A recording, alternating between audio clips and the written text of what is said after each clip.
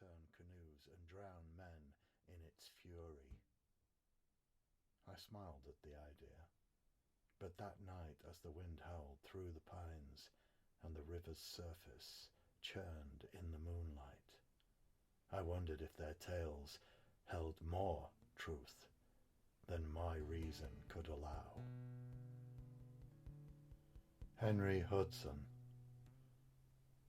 Hudson's journal entry, 1608. This morning one of our company, looking overboard, saw a mermaid, and calling up some of the company to see her, one more came up, and by that time she was come close to the ship's side, looking earnestly on the men. A little after, a sea came and overturned her. From the navel upward, her back and breasts were like a woman's, her body as big as one of us, her skin very white, and long hair hanging down behind, of colour black. Crew member Abacuk Prickett's journal entry, 1611. The ice was so thick that we could not get through, and the cold so extreme that our men could scarcely endure it. Yet by the will of God we made our way. But at length, our victuals failing, and our men being sore pinched with hunger, we lost our courage. David Thompson. Journal entry, 1811. I saw the track of a large animal.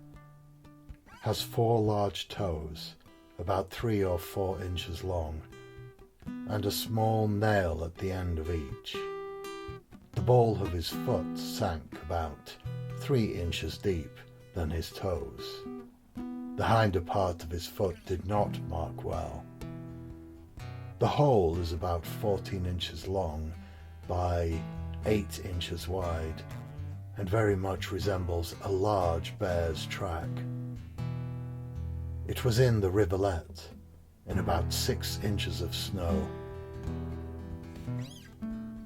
Continuing our journey in the afternoon, we came on the track of a large animal, the snow about 6 inches deep on the ice. I measured it. 4 large toes, each of 4 inches in length. To each a short claw. The ball of the foot sunk 3 inches lower than the toes. The hinder part of the foot did not mark well. The length 14 inches by 8 inches in breadth. Walking from north to south, and having passed about 6 hours, we were in no humour to follow him. The men and Indians would have it to be a young mammoth, and I held it to be the track of a large old grizzly bear. Yet the shortness of the nails, the ball of the foot, and its great size was not that of a bear, otherwise that of a very large old bear, his claws worn away, the Indians would not allow. Reports from old times had made the head branches of this river and the mountains in the vicinity the abode of one or more very large animals, to which I never appeared to give credence, for these reports appeared to arise from that fondness for the marvellous so common to mankind, but the sight of the track of that large a beast staggered me, and I often thought of it, yet never could bring myself to believe such an animal existed. I thought it might be the track of some monster bear. Clark's journal entry, 1804.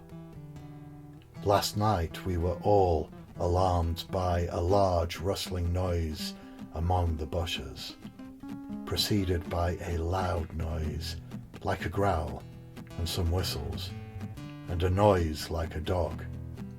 We could not see what it was owing to the dark night, but all prepared themselves for action, and remained quiet for some time. Nothing more was heard of it. Lewis's journal entry, 1805. This evening we witnessed a most beautiful sunset. The clouds which had passed during the day had dispersed and the horizon was clear, except a few light clouds which appeared to have been purified by the genius of tranquillity. Sir John Franklyn. Journal entry, 1821. The luminous appearances in the heavens cast an extraordinary light over the snow-clad landscape, unlike any we had encountered before. Journal entry, approximately 1845. The desolation stretches beyond the eye's reach, a reminder of nature's unyielding dominion over man. Alexander Mackenzie. Journal entry, 1793. The natives assembled about us in great numbers and were in a state of extreme agitation and alarm.